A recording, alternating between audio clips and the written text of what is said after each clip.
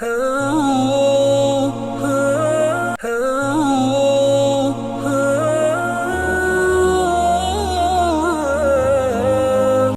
அலைக்கும் வரஹ்மத்துல்லாஹி வபரகாத்துஹு. அன்பார்ந்த பிறை டிவி நேயர்களே, நமது வாராந்த மனாப் இஸ்லாம் நிகழ்ச்சியிலே அல்லாஹ்வின் கிருபையினால் 229வது வாரத்தில் உங்களை சந்திக்கிறோம். முதலாவது மக்கா முக்கர்ரமா மஸ்ஜிதுல் ஹராமுடைய ஹுத்பா. இந்த ஹுத்பாவை சென்ற வாரம் ஷேக் அப்துல் ரஹ்மான் அஸ்ஸுதைஸ் ஹஃபிதுல்லாஹ் தந்தார்கள்.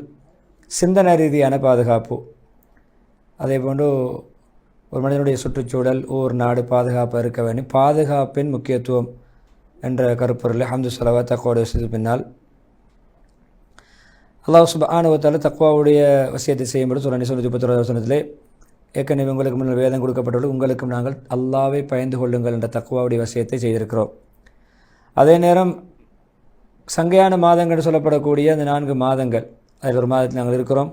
அதில் உங்களுக்கு நீங்கள் பாவம் செய்து அநியாயம் இழைத்துக் கொள்ள வேண்டாம், எனவே பாவங்கள் இழைத்து அந்த மாதங்களை நீங்கள் அகௌரவப்படுத்த வேண்டாம் என்று அல்லாஹ் தடுத்திருக்கிறான்.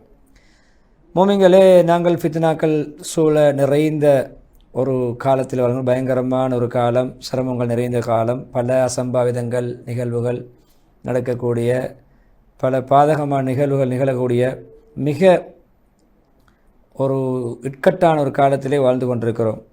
உண்மையிலே இந்த காலத்தில் நமக்கு மிகவும் கட்டாயமான, அத்தியாவசியமான, உறுதிப்படுத்தப்பட வேண்டிய விடயங்கள் ஒன்று தான் பாதுகாப்பு. சூழல் பாதுகாப்பு, நம்முடைய உடலுக்கு, உரிமைகளுக்கு, நம்முடைய ஆத்மாக்களுக்கு, நம்முடைய மனசுகளுக்கான பாதுகாப்பு. ஒரு கவிதை படிக்கிறார்கள், தீன் என்பது தீனுடைய அடையாள சின்னங்கள் நிலைநாட்டுவது தான். அதே போன்று எங்களுடைய வழிகள் பாதுகாப்பாக அமைய வேண்டும், எங்களுடைய குடிமக்களும் பாதுகாப்பாக வாழ வேண்டும். இதுதான் மார்க்கம். மார்க்கத்துடைய சட்டத்திட்டங்கள் நிறைவேற்றப்பட வேண்டும். சுற்றுச்சூழல் பாதுகாப்பும் தேவை, குடிமக்களுக்கும் பாதுகாப்பு தேவை. எனவே இப்ராஹிம் அலைஹிஸ்ஸலாம் கேட்ட துவாவிலே முதலாவது பிரதானமான விடயமே இந்த மக்காவுக்கு அவர்கள் கேட்ட துவா. சூரா பக்ரா 126 வசனம், இந்த ஊரை யா அல்லாஹ் பாதுகாப்பான ஒரு நகராக மாற்றுவாயாக, அவருடைய மக்களுக்கு நீ உணவளிப்பாயாக, கனிவர்க்கங்களை வழங்குவாயாக. அதே போன்று ரிஸ்கை விட முதன்மையாக பாதுகாப்பை, அபயத்தை கேட்டிருக்கிறார்கள். இப்ராஹிம் 35வது வசனம், இந்த ஊரை நிம்மதியான பாதுகாப்பான ஊராக ஆக்கு, என்னையும் ஏகத்துவத்தோடு சேர்த்து கேட்கும் பொழுது என்னையும் என்னுடைய பிச்சலங்களையும் இணை வைப்பது, சிலை வணக்கத்தை விட்டு பாதுகாப்பாயாக. எனவே துவாவில் 2 வகையான பாதுகாப்பை இணைத்திருக்கிறார்கள். ஒன்று ஆத்மாவுக்கு உடலியல் ரீதியான பாதுகாப்பு, இன்னும் ஒன்று கொள்கை ரீதியான பாதுகாப்பு. உடலுக்கு ஆபத்துகளை விட்டும் பாதுகாப்பு, ஆத்மாவுக்கு ஆபத்தில் விட்டும் பாதுகாப்பு. அதே போன்று நம்முடைய ஈமானுக்கு, ஏகத்துவத்துக்கு ஷிர்க்கை விட்டும் பாதுகாப்பு. ஏகத்துவத்துடைய விடயத்தையும் மக்களுடைய அடிப்படையான பாதுகாப்பையும் இணைத்து துவாவிலே கேட்டிருக்கிறார். இது உண்மையிலே ஈமானுடைய அர்த்தங்கள் மிக உயர்தரமான, ஷரியத் நமக்கு கொண்டு வந்து நம்மிடம் ஒப்படைத்திருக்கின்ற மிக உன்னதமான ஒரு உள்ளர்த்தம், ஒரு யதார்த்தபூர்வமான விடயம். எனவே பொதுவாக இதை நாங்கள் வார்த்தையால் வர்ணிக்க முடியாது, சிந்தனையால் சிந்தித்து கூட பார்க்க முடியாது. அந்தளவுக்கு 2 பாதுகாப்புகளும் நமக்கு அவசியம். உடலியல் ரீதியான, அதே நேரம் சுற்றுச்சூழல் பாதுகாப்பு, கொள்கை ரீதியாக ஈமானுக்கு, ஏகத்துவத்துக்கான பாதுகாப்பு, ஷிர்க்கு இணை வைப்பை விட்டும். அதேபோல் நபி ஸல்லல்லாஹு அலைஹி வஸல்லம் அவர்கள் கூறிய ஹதீஸை இமாம் திர்மிதி ரஹிமஹுல்லாஹ் அவர்கள் தன்னுடைய கருத்தில் பதிவு செய்திருக்கிறார்கள். உங்களில் யார் தன்னுடைய மனசில் நிம்மதியானவராக, அதே நேரத்தில் உடலில் ஆரோக்கியம் பெற்றவராக, அவரிடத்தில் அன்றைய நாளுடைய ஆகாரம் இருக்கும் நிலைமையில் காலை பொழுதை அடைவாரோ, உளவியல் ரீதியான பாதுகாப்பு, மனதிலே பாதுகாப்பு, மனசில் நிம்மதி, உடலுக்கும் ஆரோக்கியம், அதே போல அன்றைக்கான ஆகாரம், உணவு இருக்கிறது, அவருக்கு முழு துனியாவும், துனியாவுடைய சகல பகுதிகளோடும் அவருக்கு வழங்கப்பட்டதும், முழு துனியாவும் அவருக்கு கிடைத்ததுக்கு ஈடான பாக்கியங்கள் தான் இவைகள் என்று சொல்கிறார்கள். அல்லாஹு அக்பர்! எவ்வளோ பெரிய ஒரு அல்லாஹ்வுடைய இஸ்லாமிய நெறிமுறை, எப்படி ஒரு வாழ்க்கை திட்டம்! உண்மையிலே இப்போ லாபகரமான அனைத்து விடயங்களையும் உள்ளடக்கிய ஒரு அல்லாஹ்வுடைய ஒரு முடிவு, ஒரு தீர்ப்பு, அதுதான் நிம்மதி, பாதுகாப்பு, அபயம். எனவே 2மே ஒன்று கொண்டு பின்னி பிணைந்தது. ஈமானுக்கு மிக முக்கியமான 2 ஈமானை சூழ்ந்துள்ள பகுதிகள். இஸ்லாத்துடைய ஒளி இளங்க ஆரம்பித்த நாள் முதல் கியாமத் நாள் வரைக்கும் இந்த 2ம் ஒன்று கொண்டு பின்னி பிணைந்த அடிப்படையான அம்சமாக இருக்கின்றன, 2 பகுதிகளாக இருக்கின்றன. அந்த இஸ்லாத்தை உயர்த்தக்கூடியது. எனவே இஸ்லாத்துடைய கண்ணியம், பாதுகாப்பு, அபயம் அனைத்துமே இந்த 2ன் பாதுகாப்பில் தான் இருக்கிறது. ஈமான், ஏகத்துவம், அதே நடுநிலை போக்கு, அத்துமீறி நடப்பது, அசமந்த போக்கில் நடப்பது, 2ஐயும் நாங்கள் தவிர்த்து கொள்வது. ஈமானை சவர்களை பொதுவாக இந்த மிக நம்மை நிம்மதியாக உறங்க விடாத, நம்முடைய தூக்கத்தை கூட குலைக்கக்கூடிய, கெடுக்கக்கூடிய சமகால மனித நேயத்துக்கு ஏற்பட்ட மிக கொடூரமான தீப்பொறி போன்று தாக்கக்கூடிய உலகம் தீயிலே எரியக்கூடிய அளவுக்கு உலகத்துக்கும் இடர் ஏற்படக்கூடிய அளவுக்கு நடக்கின்ற ஒன்றுதான் இந்த கலாச்சார போர் என்று சொல்வது. சிந்தனா ரீதியான போர், மனிதர்களை சிந்தனா ரீதியாக மனிதர்களுக்கு ஆபத்து விளைவிக்கின்ற, மக்களை வழி கெடுக்கின்ற, மக்களை திசை திருப்புகின்ற, மக்களை பலகீனப்படுத்துகின்ற அப்படியான ஒரு அல் கஸ்வுல் ஃபிக்ரி என்று சொல்வார்கள் அரபியில். அது உண்மையிலே இன்று தலைவிரித்தாடுகின்ற காலம், சரியத்தோடு மோதுகின்ற காலம். எப்படியுமே மனித சமுதாயத்துக்கு எதிராக மனிதர்களுக்கு வழிகாட்ட வேண்டிய நேர்வழிக்கு பாரமாக தவறான வழியை காட்டக்கூடிய அப்படியான கலாச்சார போர். எனவே அதன் மூலம் எத்தனையோ வாலிபர்களுடைய உள்ளங்கள் எல்லாம் அதிலே மூழ்கி விட்டன, அதன் பக்கம் சாய்ந்து விட்டன, அதிலே ஏமாந்து விட்டன, அப்படியே ஏமாற்றப்பட்டு விட்டார்கள். எப்பொழுதுமே அவர்களை பிணைந்த ஒன்றாக அந்த கஸ்வுல் ஃபிக்ரி தாக்கம் செலுத்தியிருக்கிறது. எனவே இதிலே உண்மையிலே இந்த கட்டத்திலே இதை விட்டும் பாதுகாப்பது மிக முக்கியம். இதை விட்டும் விடுதலை பெறுவது, சமூகத்தை பாதுகாப்பது, குறிப்பாக வாலிபர்களை பாதுகாப்பது மிக அத்தியாவசியமான ஒன்றாக இருக்கிறது. அது உண்மையிலே இந்த கலாச்சார போரிலிருந்து விடுதலை பெறுவது ஆகப்பெரிய ஒரு பாதுகாப்புக்கான ஒரு பிரதானமான அஸ்திவாரமான விடயமாக இருக்கிறது. உள்ளங்களை, சிந்தனைகளை, கொள்கைகளை இப்படியான போர்களிலிருந்து, தாக்கங்களிலிருந்து பாதுகாப்பது. ஷேகுல் இஸ்லாம் இப்னு தய்மிய்யா ரஹிமஹுல்லாஹ் புத்தி அறிவு என்பது அதன் மேலே உள்ள மிகப்பெரிய உள்ளர்த்தம் உள்ளது, யதார்த்தபூர்வமானது. அது புலன்களில் மிக மகத்துவமானது, பிரயோசனம் அளிக்கக்கூடியது. அதன் மூலம் ஒரு மனிதன் கட்டளைகளை, மார்க்க கட்டளைகள் எடுத்து நடக்கிறான், அதை விளங்குகிறான். அது உண்மையிலே நடைமுறைகள், இபாதத்துகளை நிறைவேற்றுவதற்கு புத்தி சீர்மையாக இருப்பது ஒரு கட்டாயமான ஒரு நிபந்தனையாக இருக்கிறது. இமாம் குர்துபி ரஹிமஹுல்லாஹ் சொல்கிறார்கள், உண்மையிலே உறுதியான ஒரு விடயம் என்னவென்றால், சரியான கருத்து, பொதுவாக எது சரி எது பிழை என்று தேர்வு செய்கின்ற ஆற்றல் அறிவின் மூலம் தான் ஏற்படும், புத்தியின் மூலம் தான் ஏற்படும், புத்திசாலித்தனம் மூலம். அதன் உண்மையிலே ஒரு மனிதன் பகுத்தறிவு ரீதியாக செயல்படுவதற்கு அறிவு உதவி செய்கிறது, கட்டளைகள் எடுத்து நடப்பதற்கு உதவி செய்கிறது. அதன் மூலம் அல்லாஹ்வை சரியாக புரியலாம், அல்லாஹ்வுடைய பேச்சையை விளங்கலாம், அல்லாஹ்வுடைய கட்டளைகள் எடுத்து நடக்கலாம். அதே போன்று அல்லாஹ்வுடைய ஞாமத்துகளை நாங்கள் சென்றடையலாம். அதே நேரம் ரசூல்மார்களை, தூதுவர்களை உண்மைப்படுத்தக்கூடிய தன்மை நம்மிடம் ஏற்படும். ஆனால் எப்பொழுது அடியார்களுடைய மனிதனுடைய நோக்கங்கள், குறிக்கோள்கள் சரிவர செயல்படாத பொழுது, சிந்தனைகளை சரியாக பயன்படுத்தாத கட்டத்தில் தான் ரசூல்மார்கள் அனுப்பப்பட்டதும் வேதங்கள் இறக்கப்பட்டதும், சிந்தனை சரியாக பயன்படுத்தாத முறையில் வாழும் பொழுது. எனவே அது எப்பொழுதுமே ஒரு முதுமொழி போன்ற ஒரு கருத்து சொல்லப்பட்டு வந்திருக்கிறது. ஒருவருக்கு கிடைத்திருக்கின்ற பாக்கியங்களிலே சிறந்த பாக்கியம் அறிவு, ஞானம், புத்தியை விட வேறொன்றும் கிடையாது. அவரை நேர்வழியின் பக்கம் தட்டி செல்கிறது, அவரை அழிவு பாதைகளை விட்டு தடுக்கிறது. புத்தி, பகுத்தறிவு தான் அவரை நேர்வழியின் பக்கம் விட்டு செல்கிறது. அழிந்து நாசமாகுவதை விட்டு, மார்க்கத்துக்கு புறம்பாக நடந்து அழிந்து நாசமாகவிட்டு அவரை பாதுகாக்கிறது. எனவே மார்க்கத்தை புரிய அறிவு, ஞானம் தேவை. என அல்லாஹ் தந்திருக்கின்ற இந்த சுய புத்தி, பகுத்தறிவு இருக்கிறதே, இது பிரதானமாக நம்மை பாதுகாப்பதற்கு வழிகோலாக அமைய வேண்டும். அதற்கு நாங்கள் பயன்படுத்த வேண்டும். இப்படியான பயங்கரமான குறிக்கோள்களை உள்ளடக்கி, உள்நோக்கங்களை உள்ளடக்கி, நமக்கு எதிராக கட்டவிழ் தொடப்படுகின்ற சிந்தனா ரீதியான போர்கள், கலாச்சார யுத்தங்கள், நடத்தை பிறழ்வுகள், இப்படியான விடயங்களில் நம்முடைய வாலிபர்களை, சமூகத்தை பாதுகாப்பதற்கு இதை நாங்கள் சரியான முறையில் முன்னைய சமுதாய கால முன்னோர்கள், முன்னைய இமாம்கள் குர்ஆன் ஹதீஸை அடிப்படையாக கொண்டு தன்னுடைய வாழ்க்கையை அமைத்து கொண்டதுக்கு இணங்க தட்டு தெளிவான ஆதாரங்களோடு இந்த குழப்பமான காலத்திலே நாங்கள் செயல்பட வேண்டும். இஸ்லாமிய சமூகம் பொதுவாக இன்று எப்படி இந்த சிரமமான, பாதகமான, பயங்கரமான இந்த சவால்களுக்கு முன்னால் அதனுடைய சமூகத்துடைய தனி நபர்களின் சமூகமும் உண்மையிலே மிகவும் சவாலோடு பயணிக்கின்ற ஒரு காலமாக இருக்கிறது. உண்மையிலே புத்திசாலிகள், தூர நோக்குள்ளவர்களுக்கு இந்த சவால்கள் வருகின்றன. எப்பொழுதும் அவர்கள் தான் குறிவைக்கப்படுகிறார்கள். தூர நோக்கோடு, ஒரு திட்டத்தோடு, எதிர்கால ஒரு சிந்தனையோடு வாழ்கின்றவர்களுக்கு, அவர்களுக்கு தான் இந்த சவால்கள் மிக அதிகமாக முன்வைக்கப்படுகின்றன. அது உண்மையிலே ஒரு தூர நோக்கும் குறிக்கோளும் புத்திசாலிகளிடம் இருக்கும், புத்திஜியிடம் இருக்கும். எனவே அவர்கள் ஷரியத்துடைய அடிப்படை அம்சங்களில் ஒன்றாகத்தான் இதை பார்ப்பார்கள். அது உண்மையிலே நிம்மதி, பாதுகாப்பு என்பது சமூகத்துடைய பாதுகாப்பு. அதன் மூலம்தான் சமூகத்துக்கு முடியும் தன்னுடைய இலக்கை, தன்னுடைய குறிக்கோளை, நோக்கங்களை, சூழலை பாதுகாப்பதற்கு அவருடைய அடிப்படை இயல்புத்தன்மையை பாதுகாக்க முடியும். அதே போன்று காலாகாலம் உலகத்தில் ஏற்படக்கூடிய மாசுகள், மாறுபாடுகளுக்கு அந்த நிழலில் அவர்கள் நேரான வழியை பயணிக்க முடியும். எச்சரிக்கைகள், அச்சுறுத்தல்கள், செயல் ரீதியான அதே போன்று தாக்குதல் ரீதியான அசம்பாவிதங்கள் ரீதியான எல்லா அச்சுறுத்தல்களையும் முறியடிக்க முடியும். எனவே இது உண்மையில் இந்த பாதுகாப்பு நிம்மதி என்பது அதுக்கு ஒரு கவசமாக அது அமைகிறது. இந்த சமகால தாக்குதல்கள் அசம்பாவிதங்கள் சமகால சவால்களுக்கு ஒரு பாதுகாப்பு கேடயமாக அமைகிறது. சமூகத்தை உறுதிப்படுத்தக்கூடிய ஒன்றாக அமைகிறது.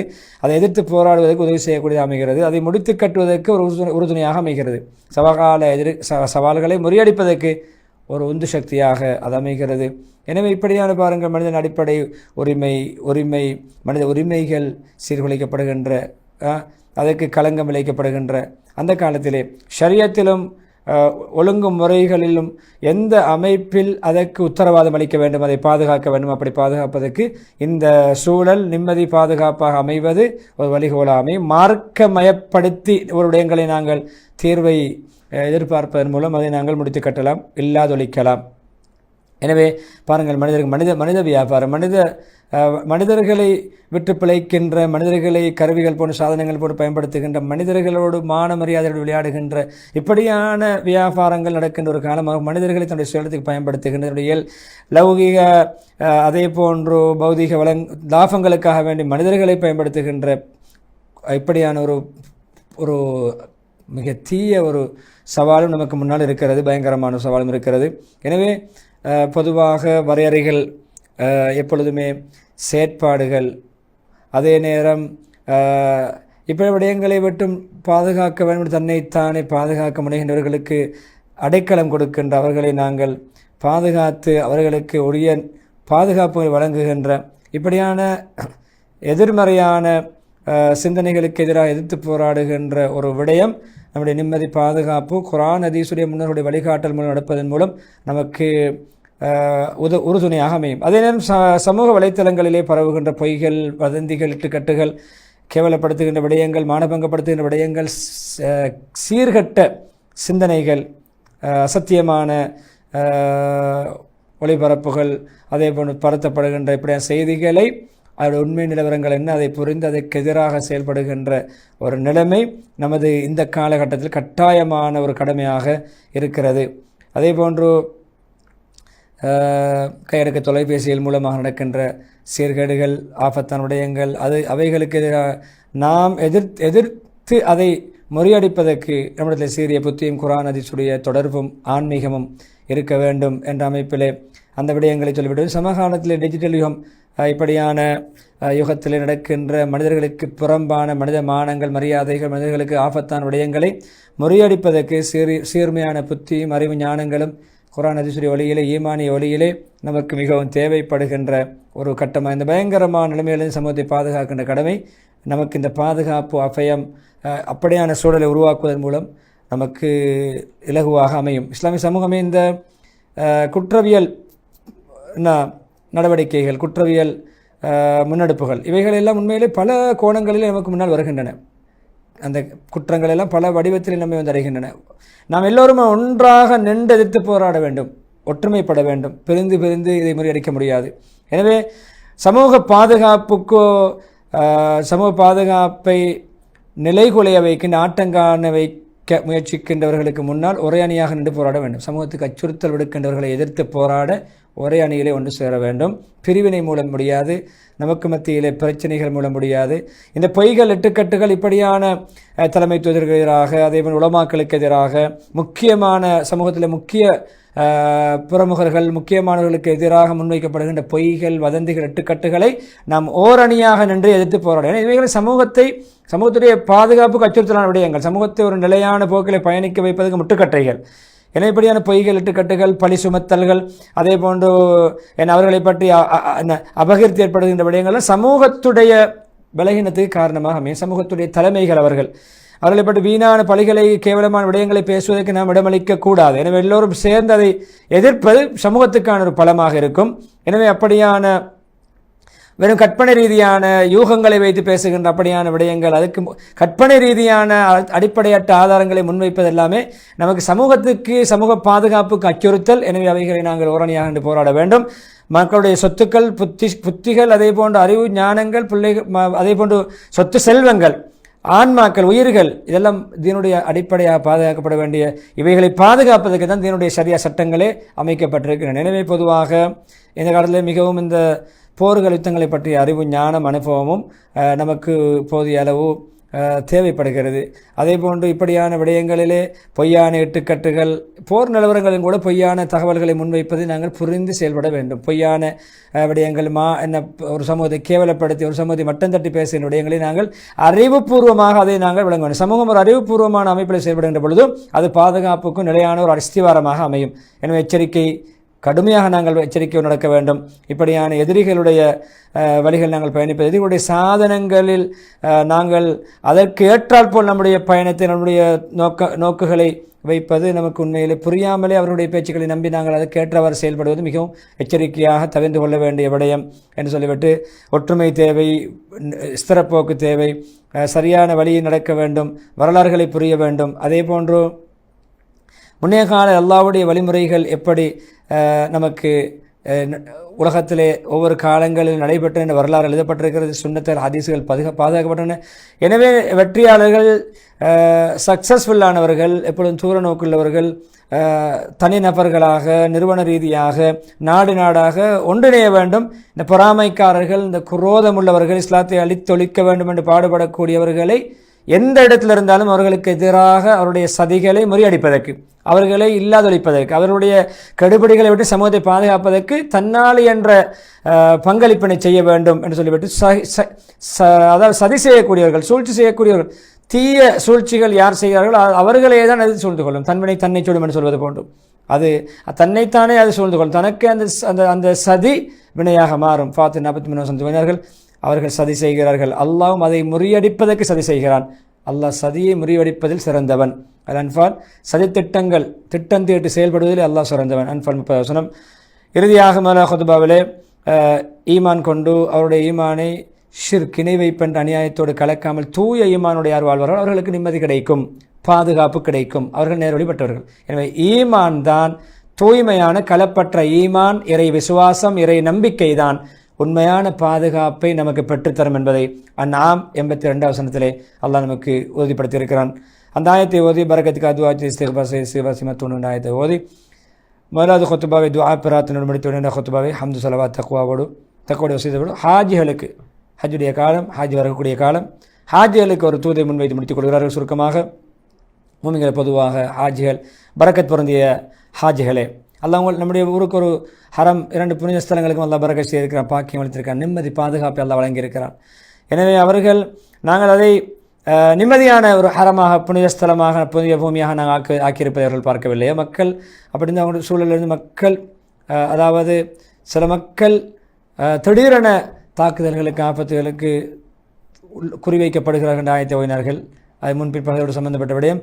அல்ல அங்கபூத் விடயம் என்ன? ஹரம் பாதுகாப்பானது, அஃபயமுள்ள பூமி. அங்கபூத் 67. எனவே நாங்கள் அவர்களுக்கு அதை ஒரு புனித பாதுகாப்பான ஒரு புனித பூமியாக நல்ல வசதியாக கொடுத்தோம். அதிலிருந்து பல கனிய வர்க்கங்கள், பலாபலங்கள், லாபங்கள் எல்லாம் அல்லாஹ் அதை கொண்டு வருகிறது. அந்த ஹரம் ஷரீஃப் தனக்குள் எடுத்துக்கொள்கிறது. எங்கள் புறமிருந்து ரிஸ்கை அங்கே இழுத்து கொண்டு வருகிறோம், சாய்த்து கொண்டு வருகிறோம், கொண்டு வந்து சேர்க்கிறோம். கசதம் 57. ஏன்னா அல்லாஹ் அருள்புரிகிற மிக ஞாபகத்தை பாதுகாப்பு, நிம்மதி, என்னுடைய அல்லாவுடைய கிருபையினால் மிக பாதுகாப்பு அஸ்திவாரமாக என்னுடைய ஊர் இருக்கிற நாடு இருக்கிறது. அது அல்லாஹ்வின் கிருபையினால் பாதுகாக்கப்பட்டிருக்கிறது ஆபத்துகளை விட்டும். இதோ சிறந்த ஹஜ்ஜுடைய நாட்களில் இருக்கிறோம். நம்மை வந்து அடைந்திருக்கிற ஹஜ்ஜுடைய காலங்கள், ஒளிமயமான இரவுகள் எங்களை முன்னோக்கி வருகின்றன. உண்மையிலே ரஹ்மானுடைய சூது கோஷ்டியினர், விருந்தாளிகள் வந்து கொண்டிருக்கிறார்கள் என்று சொல்லிவிட்டு, பொதுவாக எல்லா கால்நடைகள் மீதும் ஹரம் ஷரீஃபுடைய தெண்டல் காற்று வீசுகிறது. எனவே ஒவ்வொரு ஆத்மாவும் ஒளியை பெற வேண்டும், பிரகாசம் அடைய வேண்டும் என்ற தேட்டத்தோடு, அவாவோடு, தாகத்தோடு வருகிறது. மக்கள் எல்லாம் எல்லா திக்கு திணைகளிலும், மூளை முடுக்குகளிலிருந்தும் பிரயாணித்து வந்து கொண்டிருக்கிறார்கள், வந்தடைகிறார்கள். எல்லோருமே ஒவ்வொரு எட்டையும் இறைவனுடைய முன்னுதாரணம் உலகத்தை படைத்தவனுடைய பாதுகாப்பிலே கழிக்கிறார்கள், எட்டெடுத்து வைக்கிறார்கள் என்ற அந்த கவிதையை படித்துவிட்டு, பொதுவாக உண்மையிலே நாங்கள் இந்த ஹஜ் ஒரு இபாதத், நாங்கள் இந்த ஹரம் ஷரீஃபுடைய நோக்கங்களை, குறிக்கோள்களை பாதுகாக்க வேண்டும், பாதுகாப்பை உறுதி செய்ய வேண்டும். எனவே அதில் பல கலாச்சார நாகரிக ரீதியான பல பிரயோசனமான பெருமிதமான விடயங்கள் இருக்கின்றன. தல்பியா, அல்லாவுடைய அழைப்புக்கு பதிலளிப்பது, அல்லாவுடைய கோழிகளை ஆதரவிப்பது, திக்ர் செய்வது, துஆ கேட்பது, அல்லாவை அழைப்பது, அல்லாவிடம் பச்சாதாபப்படுவது, உள்ளட்சத்தோடு செயல்படுவது, தூய்மையோடு செயல்படுவது, கெஞ்சி கதறிய பச்சாதாபப்பட்டு அல்லாவிடம் உதவி தேடுவது, அல்லாவுக்கு முன்னர் பாவத்தில் தௌபா செய்வது, அல்லாவை பாராட்டுவது, பரிபூர்ண ஒழுங்காக அமைக்கப்பட்ட ஒரு அழகான முறையோடு நடக்கின்ற ஒரு ஹஜ்ஜாக இருக்கிறது. சிறந்த ஒரு வழிகாட்டல், சிறந்த ஒரு முன்மாதிரியாக மார்க்கத்தில் உருவாக்கப்பட்ட ஒரு நெறிமுறை தான் ஹஜ். ஒரு தூய்மையான ஒரு வணக்க வழிபாடு, இஹ்லாஸோடு செய்யப்படக்கூடிய ஒரு அமல். எனவே இது உண்மையில் பரக்கத், அல்லாவுடைய ஹிதாயத் பரக்கத்துடைய நறுமணம் கமலக்கூடிய ஒரு இபாதத். ஏன்னா அல்லாஹ் சுப்ஹானஹு வ தஆலா இந்த ஹஜ்ஜுடைய பாக்கை நமக்கு தந்தது போன்று சட்டங்களை நாங்கள் பேணிக்கொள்ள வேண்டும். அரசாங்கத்தில் முன்வைக்கப்படுகின்ற சட்ட விதிமுறைகளுக்கு மாற்றம் செய்யக்கூடாது. எனவே அனுமதிக்கப்படாத முறையில் யாரும், அதாவது சட்ட விரோதமாக யாரும் ஹஜ்ஜுக்கு வரக்கூடாது. சட்டங்களை பேணிக்கொள்ள வேண்டும். எந்த விதமான பாதகங்கள், அநியாயங்கள், அத்துமீறல்கள் நாங்கள் ஈடுபடக்கூடாது. நிம்மதி அளிக்க வேண்டும். மக்களுக்கு எந்த விதமான தொந்தரவுகளையும் கொடுக்கக்கூடாது என்ற வழிகாட்டல்களை சொல்லிவிட்டு, அல்லாவுடைய பைத்துல்லாவை ஹஜ் செய்யக்கூடிய வந்திருக்கக்கூடிய அல்லாவுடைய ஹாஜிகளே, பைத்துல்லாவை ஹஜ் செய்ய வந்திருக்கக்கூடியவர்களே, இதோ சமூகம் பிரம்மாண்டமான ஒரு ஒற்றுமையின் பக்கம் தேவையிருக்கின்றது. இந்த ஹஜ்ஜுடைய ஒன்று கூட ஒற்றுமையாக இருக்க வேண்டும். உண்மையிலே பயங்கரமான சவால்களை முறியடிப்பதற்கு ஒன்றிணையக்கூடிய ஒரு ஒற்றுமை களமாக இது அமைய வேண்டும், ஒற்றுமை மாநாடாக அமைய வேண்டும். இந்த குறிப்பாக நம்முடைய பலஸ்தீன் சகோதரர்களை குறிப்பாக சொல்கிறார்கள், பலகீனப்படுத்தப்படுகின்ற, அநியாயம் செய்யப்படுகின்ற அவர்களுடைய அந்த துக்கங்களில் நாங்கள் பங்கெடுக்க வேண்டும். அவர்களை துஆக்களை மறக்கக்கூடாது, மஸ்ஜிதுல் அக்ஸாவை மறக்கக்கூடாது. அவர்களுடைய விடுதலைக்கு நாங்கள் அல்லாவிடம் கெஞ்சி கதறி அழுது துஆ கேட்க வேண்டும். அவருடைய கஷ்டங்கள் நீங்க வேண்டும், சிரமங்கள் நீங்க வேண்டும், நெருக்கடிகள் நீங்க வேண்டும். அவருடைய எதிரிகளுக்கு எதிராக அல்லாஹ் அவர்களுக்கு உதவி செய்ய வேண்டும் என்று சொல்லிவிட்டு, என்னுடைய இஸ்லாமிய சமயத்தில் எல்லா ஃபித்னாக்களை விட்டும், கெடுதிகளை விட்டும் பாதுகாப்பானாக, உள்ரங்கம் வெளிரங்கம் எல்லா விதமான ஃபித்னாக்களை விட்டு பாதுகாத்து பரிபூர்ணமான நிம்மதியை, ஈமானை, பாதுகாப்பை, ஸ்திரப்போக்கை, தன்மையை, தாராள தன்மையை, நல்ல விசாலத்தை எல்லாம் ஏற்படுத்துவானாக, அழகு சௌந்தரியங்களை ஏற்படுத்துவானாக என்று துஆ கேட்டு ஸலவாத்து சொல்லி நீண்ட துஆவோடு நம்முடைய குத்பாவுக்கு முற்றுப்புள்ளி வைக்கிறார்கள். விளம்பர திரும்ப இந்த முன்னோட குத்பா இன்ஷா அல்லாஹ் நாம் பார்க்கலாம்.